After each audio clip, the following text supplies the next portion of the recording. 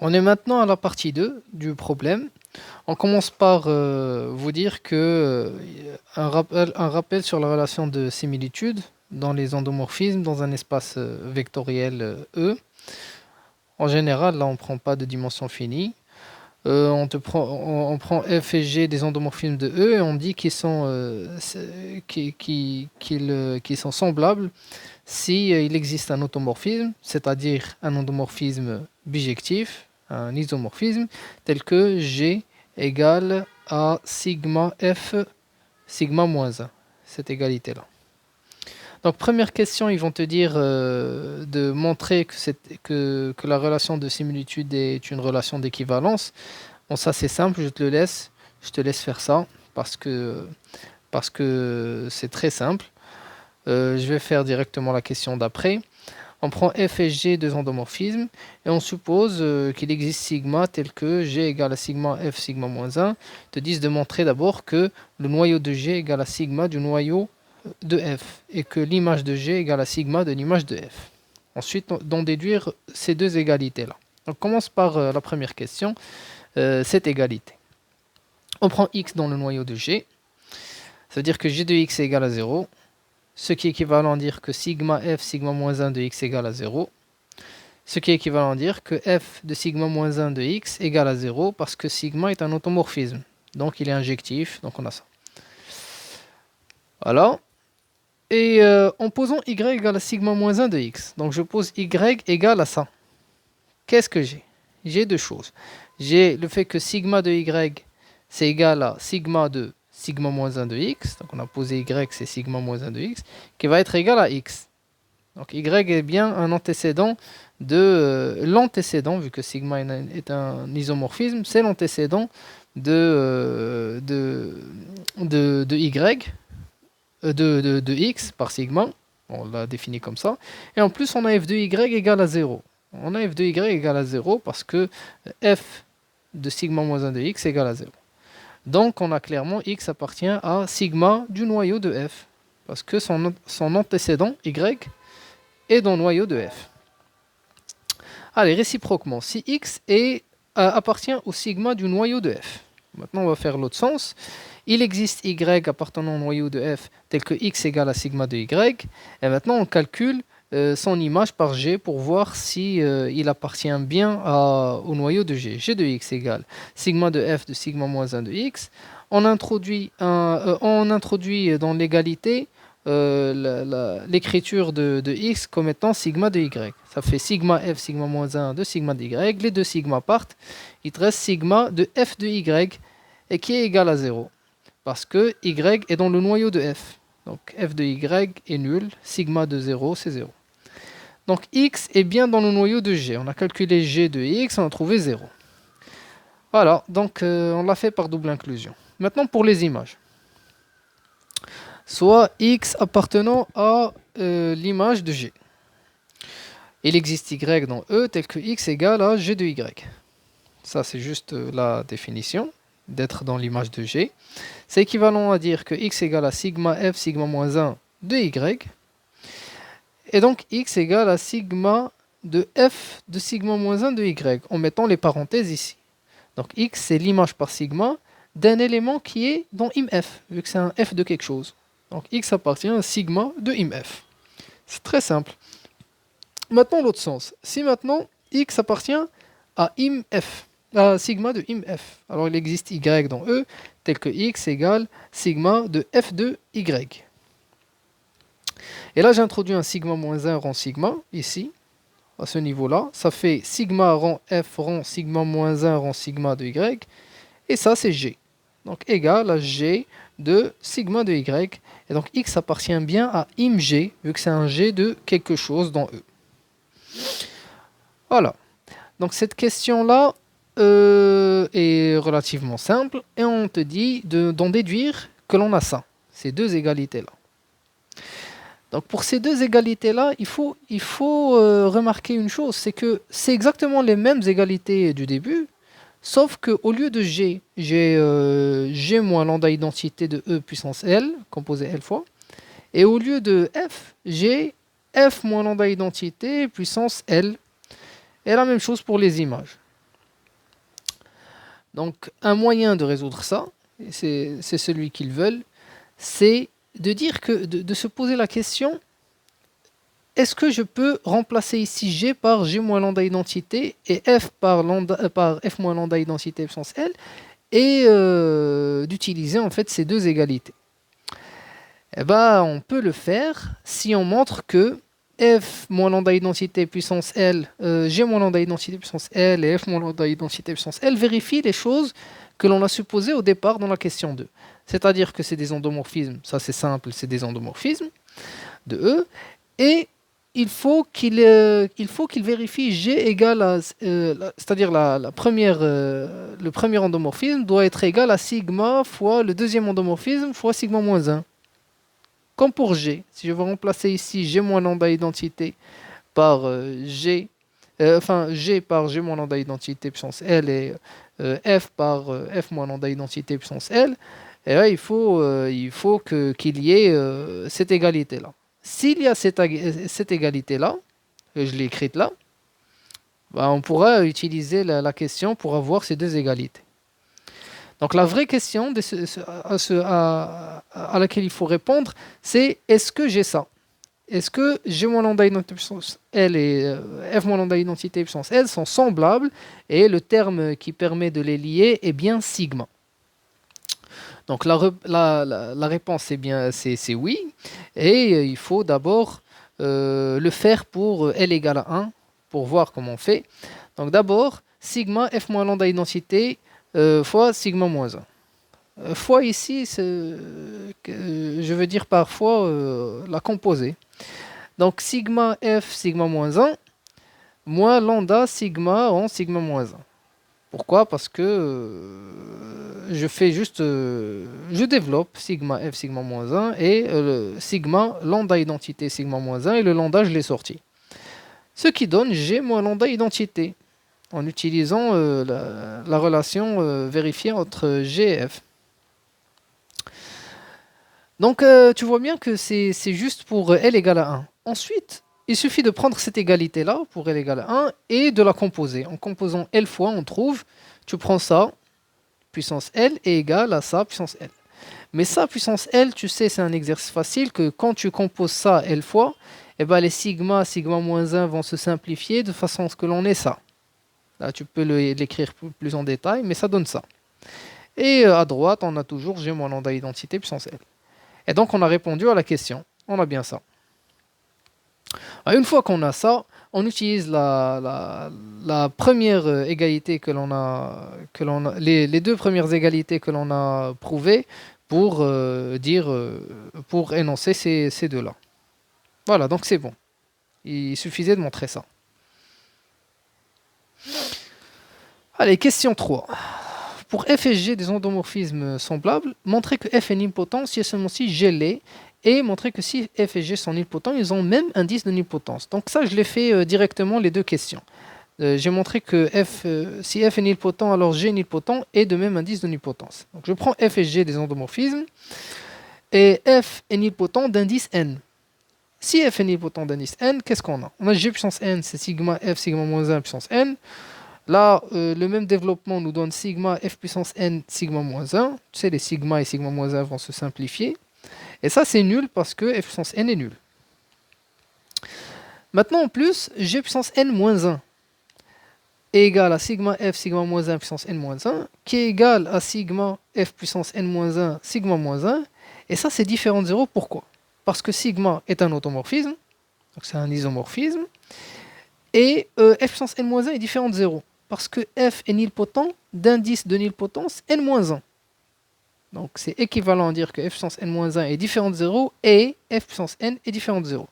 Donc là on a montré que g puissance n est égal à 0 et g puissance n-1 est différent de 0, donc g est nilpotent d'indice n. Voilà. Ensuite, question 4.1. Dans la question 4, on va supposer ici, ils te disent, on suppose que E est de dimension finie. Donc là, on n'est plus en dimension infinie, on est en dimension finie. 4.1, soit f et g des endomorphismes semblables, montrer que pour tout lambda appartenant à K et L appartenant à N, le rang de g moins lambda identité puissance L égale au rang de f moins lambda identité puissance L. Pourquoi est-ce qu'on a ça? On a vu que l'image de G moins lambda identité composée L fois est égale à sigma fois l'image de F, pas sigma fois, sigma de cet ensemble-là. Image de F moins lambda identité puissance L. Ça, on l'a vu dans la question d'avant. Tu peux revenir, c'est ça correspondait à la deuxième égalité. Bah alors, une fois qu'on a ça, tu sais que l'image d'un endomorphisme, il a pour dimension le rang, en fait, par définition. Le rang d'un endomorphisme, c'est la dimension de son image. Donc ici, au lieu d'écrire G moins lambda identité, image de G moins lambda identité puissance L avec la dimension, j'ai écrit directement rang de G moins lambda identité puissance L. En fait, j'ai appliqué la dimension aux deux termes de l'égalité. Là, c'est une égalité ensembliste, ce qui veut dire que les dimensions sont égales des deux sous-espaces vectoriels. Donc ici, j'ajoute dim de ça, et ça me fait le rang. Ici, j'ajoute dim, par contre, je n'ai pas mis le rang. Parce que dim de ça, dimension, c'est égal à la dimension, en fait, de ce qu'il y a à l'intérieur. Pourquoi? Parce que sigma est un isomorphisme. Sigma est un isomorphisme. Donc, il va conserver la dimension de l'espace sur lequel l'application linéaire s'applique. C'est-à-dire que image de f moins lambda identité puissance L va s'envoyer par sigma sur un ensemble, sur un espace vectoriel de même dimension que l'image elle-même. Et donc ici, dimension de sigma de ça, je peux écrire juste dimension de l'image directement de ça. Et bien ensuite, la dimension de im de f moins lambda identité puissance L, là j'ai déjà expliqué que c'était en fait le rang de f moins lambda identité puissance L par définition. Voilà, donc c'est ce qui fait qu'on a l'égalité. Ensuite, qu'est-ce qu'on a? La question 4.2. Si f et g sont deux endomorphismes et sigma un endomorphisme de E, montrez que pour toute base B de E, la matrice de G dans la base B est égale à la matrice de F dans la base sigma de B. Ça, je me suis dit qu'il fallait que j'écrive quand même un petit rappel sur ça, sur comment on calcule les bases, les changements de base. Donc petit rappel, si je prends une base E1, E2 jusqu'à En de vecteurs de E, et une base de E, E'1 jusqu'à E'N. Et F, un endomorphisme de E. Donc ça, c'est indépendant de la base que l'on prend. C'est juste un endomorphisme de E.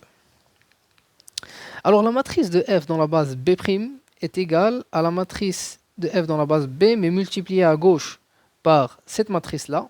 Je vais dire ce que c'est. Et cette matrice-là.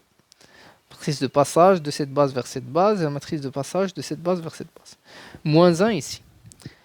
Donc ici, où la matrice de passage de E à E', c'est la matrice de l'identité en prenant pour base de départ dans l'ensemble de départ E', et la base dans l'ensemble d'arrivée E. Comment on reconnaît cette matrice-là? On la reconnaît en regardant la colonne. Si je prends la jème colonne, par exemple là je prends la colonne E', la première colonne, et ben j'aurai l'écriture de E'1, donc le premier élément de cette base-là, j'aurai son écriture dans la base E1, E2 jusqu'à En, c'est-à-dire la première base, dans la base E.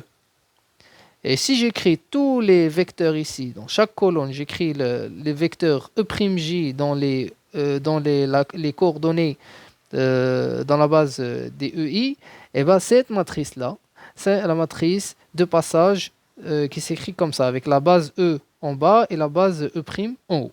C'est comme ça qu'on la reconnaît. Donc je l'ai écrit là, la jème colonne correspond à l'écriture de E'J dans la base des EI. Et regardons comment on va voir comment on va appliquer ça dans notre contexte là, pour montrer que la matrice dans la base B de G égale la matrice de F dans la base sigma de B.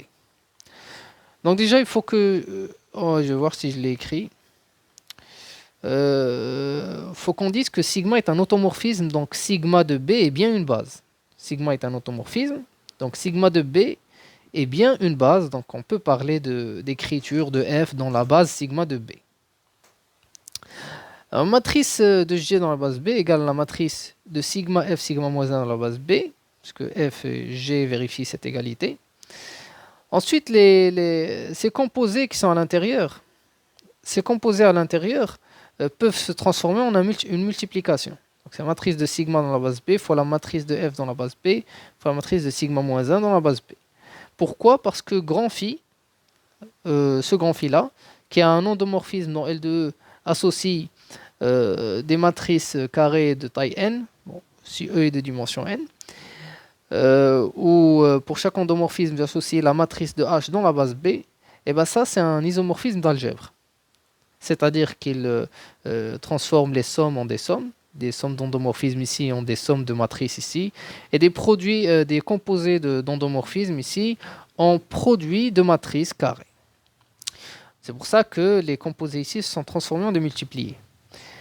Et ici aussi on peut utiliser, on va utiliser le fait que la matrice de sigma moins 1 dans la base B ici, ben c'est la matrice de sigma dans la base B, le tout moins 1, où l'inverse ici est pris comme inverse d'endomorphisme, alors que l'inverse ici, c'est l'inverse des matrices, inverse matricielle. On a alors, en prenant P égale à la matrice de sigma dans B, on a matrice de G dans la base B est égale à P fois la matrice de F dans la base B fois P moins 1. J'ai juste posé P égale à la matrice de sigma dans la base B. Maintenant, il nous faut utiliser l'égalité que l'on a vue pour les changements de base. Donc, il va falloir comprendre ce que c'est B. Est-ce que c'est une matrice de passage de la base B dans la base sigma de B ou autre chose? Donc, il faut voir ce que c'est B, ce que c'est P. Allez, pour continuer le calcul, regardons de plus près ce que c'est que P. Sigma est un automorphisme, donc P, c'est la matrice de l'identité dans la base sigma B comme base de départ et grand B comme base d'arrivée. Ça, je l'ai expliqué avant. Comment on arrive à reconnaître cette matrice-là? On la reconnaît quand la jème colonne de la matrice en question, donc là c'est P, comporte sigma de EJ, comporte ce que je disais avant, je l'ai dit en termes de E'J, donc là c'est sigma de EJ, écrit dans la base EI. Donc ici, ce qui joue le rôle des E'J, bah, c'est les sigma de EJ, et ce qui joue le rôle des EI, c'est toujours les EI là. Et donc, P, c'est la matrice. Avant, on avait E' ici, donc c'est la matrice de l'identité comme base de départ sigma de B. Avant, on avait E'. Et comme base d'arrivée, on a B au lieu de la base E. Je l'avais noté E dans la proposition du cours. Et elle se note comme ça. P de sigma B en bas et B en haut. Il faut bien voir ça, comme ça on ne fait pas des erreurs de calcul. P de sigma B vers B. Maintenant, regardons dans le calcul ce que ça donne. La matrice de G dans la base B, là je change juste P par cette formule-là, donc ça fait P de sigma B, B. Matrice de F dans la base B, matrice P, la matrice de passage, sigma de B à B, avec sigma B en bas. Moins 1. Donc là, il y a deux problèmes pour utiliser notre égalité que j'ai écrite. Il faut faire pause et revenir à l'égalité si on ne l'a pas écrite. Donc tu l'écris sur une feuille, comme ça tu te rappelles. Dans notre égalité, on avait E, la base E était écrite en bas. La base E ici est écrite en bas, et la base E ici est écrite en bas, et la base E ici aussi était écrite en bas. Et la base E' était en haut, et la base E' ici aussi était en haut. Donc là, on n'a pas ce cas-là. Et en plus, autre problème aussi, la matrice qui était prise comme inverse était à gauche. Alors que là, la matrice dont on prend l'inverse est à droite. Voilà, donc là il faut utiliser une formule sur les matrices de passage. C'est cette formule-là, donc je te l'ajoute ici. C'est le fait que la matrice P qui fait le passage de E à E', si je l'inverse, et ben, ça me fait la matrice qui va de E' Donc ça, c'est une formule de cours. Si je veux avoir la base E' en bas, eh ben, il suffit que je prenne l'inverse de cette matrice-là. Et c'est ce que j'ai fait dans la suite du calcul. J'ai écrit que cette matrice de passage de sigma B dans B, j'ai inversé B avec sigma B, j'ai mis un inverse. Et j'ai fait la même chose à droite, ce qui fait que l'inverse part. Et là, j'ai bien les matrices B en bas. Et en même temps, j'ai sigma B ici et sigma B ici. Et je peux utiliser la formule. Et là, je peux utiliser la formule pour dire que c'est exactement la matrice de F dans la base sigma B. Donc ça, c'est important. Il faut savoir ce qui se passe au niveau des changements de base, que les vecteurs de B s'envoient vers les vecteurs de sigma B. Ensuite, la matrice est appliquée sur les vecteurs de B. Et ensuite, on revient à la matrice de départ, dans sigma B. Ça, c'est bien de le voir, de le connaître théoriquement, mais aussi il faut savoir calculer. Et donc, il faut savoir connaître les formules, les apprendre et savoir les utiliser. Voilà. Donc on a répondu à la question. La matrice de G dans la base B est égale à la matrice de F dans la base sigma B. Pas de problème, c'est ce qui était demandé. Allez, question d'après, on te demande, question 4.3, on te dit, la question 4 on te dit, soit F et G deux endomorphismes et B une base de E, montrer que F et G sont semblables si et seulement si il existe une base C de E telle que matrice de G dans la base B égale matrice de F dans la base C. Donc, l'implication directe, F et G sont semblables, alors il existe une base qui vérifie ça, C qui vérifie ça. C'est exactement la question 2. F et G et sigma dans un automorphisme. Et on nous demandait de montrer que la matrice dans la base B de G est égale à la matrice de F dans la base sigma de F.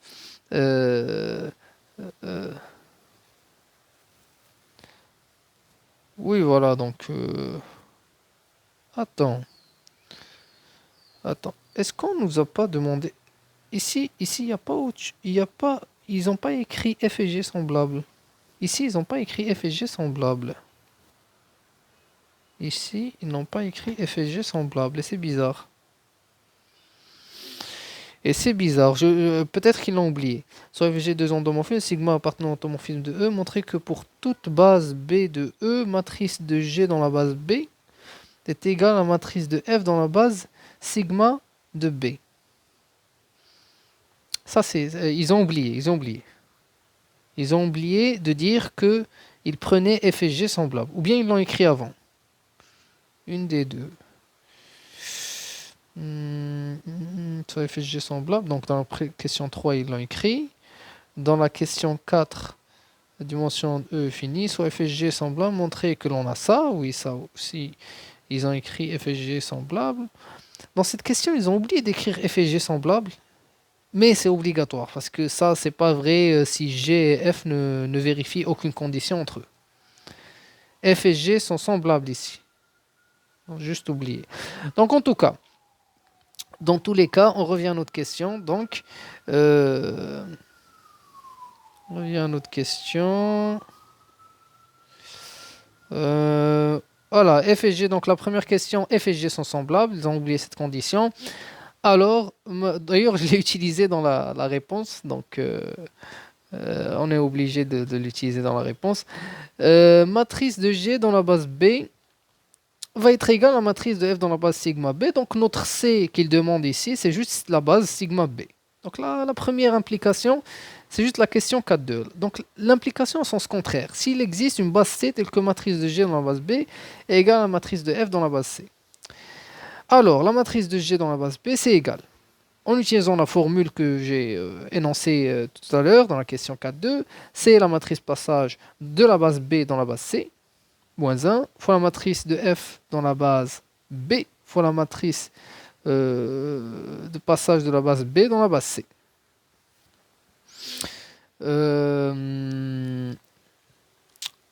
Voilà. Donc, une fois qu'on a ça, ça veut dire que je peux utiliser phi moins 1. Grand phi, c'est l'isomorphisme d'algèbre que j'ai défini tout à l'heure, qui te fait passer de matrices à des endomorphismes.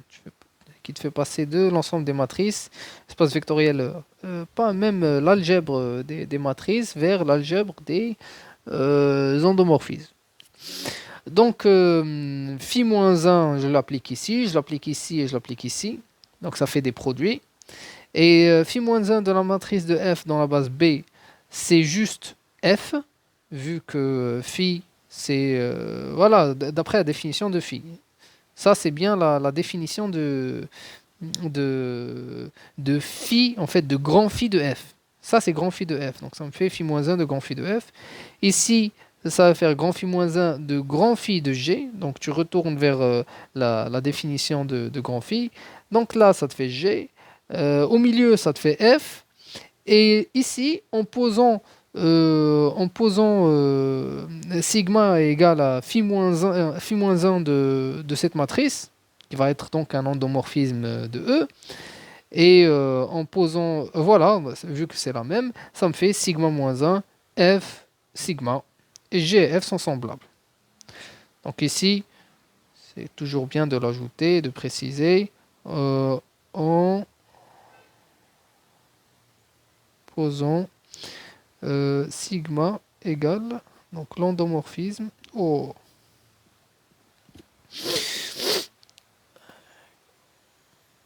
posons sigma égale phi-1 de cette matrice-là, on trouve, et après tu écris ça. Donc G et F sont semblables. Allez, partie 3, je la laisse pour plus tard. Partie 3, je la laisse pour plus tard.